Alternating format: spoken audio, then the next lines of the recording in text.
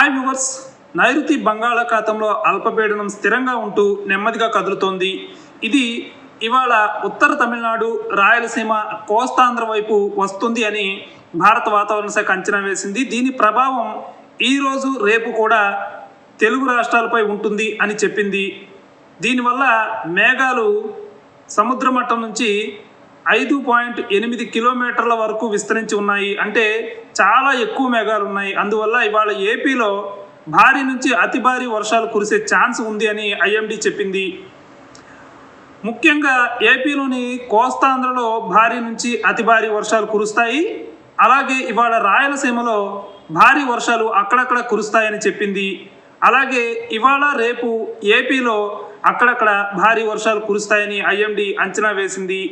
మనం satellite live అంచనాలను గమనిస్తే అల్పపీడనం కారణంగా ఇవాళ ఏపీ, తెలంగాణలో రోజంతా దట్టమైన మేఘాలు ఉంటాయి.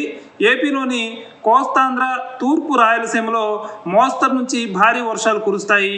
ఉత్తరాంధ్రలో కూడా మోస్తరు వర్షం కురిసే ఛాన్స్ కనిపిస్తోంది.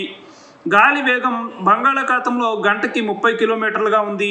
ఏపీలో గంటకి 16 కిలోమీటర్లుగా ఉంది. తెలంగాణలో గంటకి 13 కిలోమీటర్లుగా ఉంది.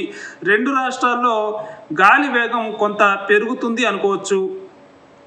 ఉష్ణోగ్రత చూస్తే తెలంగాణలో పగటి వేళ 29 డిగ్రీల సెల్సియస్ ఉంటే ఏపీలో 28 డిగ్రీల సెల్సియస్ ఉంటుంది. రాత్రి వేళ తెలంగాణలో 20 డిగ్రీల సెల్సియస్, ఏపీలో 24 డిగ్రీల సెల్సియస్ ఉంటుంది. మేఘాల వల్ల రెండు రాష్ట్రాల్లో రాత్రి వేళ చలి కొంత తగ్గి వేడి పెరుగుతుంది.